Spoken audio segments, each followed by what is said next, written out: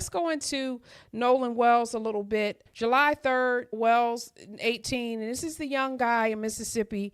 He had dinner with his family, heads out to spend night with his friends ahead of the holiday weekend. Wells and three white friends. He's black, they're white. They take a boat to Horn Island.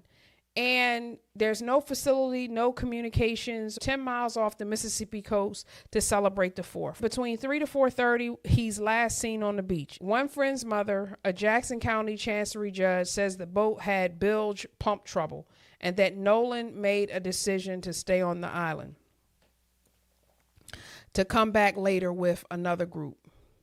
Ben Crump says the friend's account is that Wells said he'd stay and talk to a young woman, while the young woman's account is that Wells told her he was going back to the boat with the boys.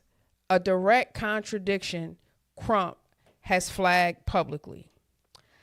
So already you got these contradictions, like where he at? Why is nobody accountable for where he is? So late that night, one of Wells's friends calls his mother, Christine Wells Wansley, around 11 p.m.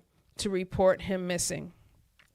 She reports it to authorities and posts publicly asking for information. And so what's very interesting to me is he's last seen between 3 to 4:30 p.m. And at 11 p.m., they report him missing. So this is 7.5 to 8 hours. On July 4th, so July 6th, his body is found in the water. And so he is, in fact, deceased. I'm saddened by this, obviously, and a lot of people have done a lot of think pieces, and it's just heartbreaking to me. But what I will say is that safety is in numbers. And one of the biggest disservices to us as a people with integration in America is that we began to buy into the idea that we were safe around all people.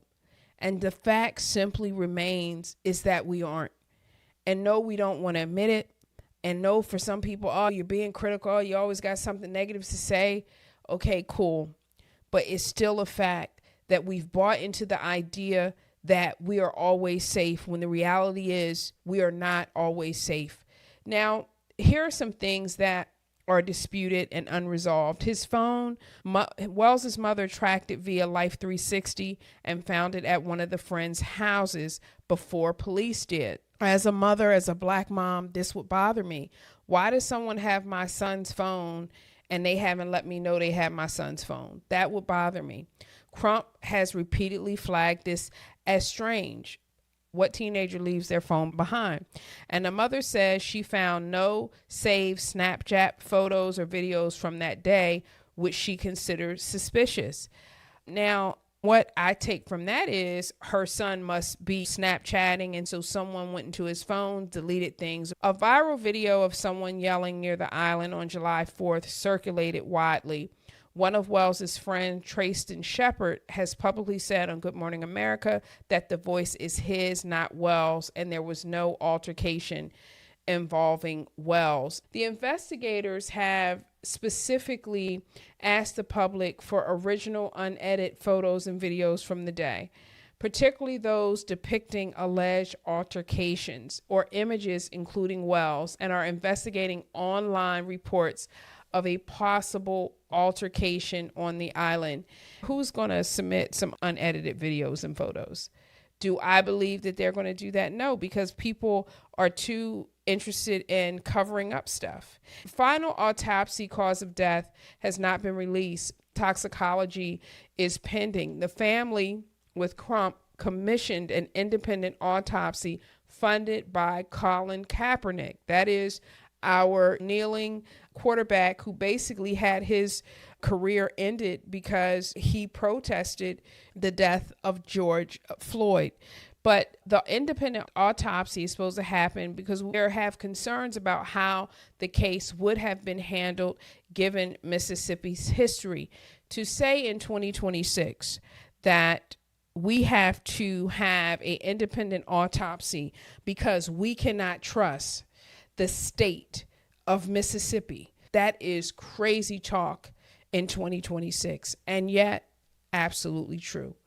Crump has explicitly invoked Emmett Till in that framing. Tyler Perry is covering the funeral costs. It's July 20th in Biloxi. Sheriff Ledbetter says he hasn't been able to interview the friends directly because they've retained counsel. Maintains the department is treating it like any other case while acknowledging it's going to take a lot of hard work. The fact that he could say it's any other case where it's this teen boy essentially who nobody knows what happened to him, and you're treating it like any other case. No, you shouldn't treat it like any other case. You should treat it like this is the most important case you ever had. Continue to teach your kids about safety being in numbers, doing things together, and that they don't need the validation from people who don't look like them just for validation's sake. It is unsafe, it is unwise, and it leads to some really catastrophic ends. May Nolan rest in peace. Let's just send prayers up as well to his family, to his father, and to his mother. I can imagine that all of us are mourning this loss in our own way, but it's just always a reminder that we're not safe, and what can we do to be more safe? And that's really what the conversation should be for us. How can we become more safe in a society that often makes us a target? If you like these type of breakdowns, please check out my site, yasminbreakdown.com, and also go to my Patreon page, Support Independent Media. That's what we have given up on. BET Plus is gone. BET's owned by other people. If we do not support our own independent media, we can't be mad when we don't have any. All right, y'all. Peace, and see you next time.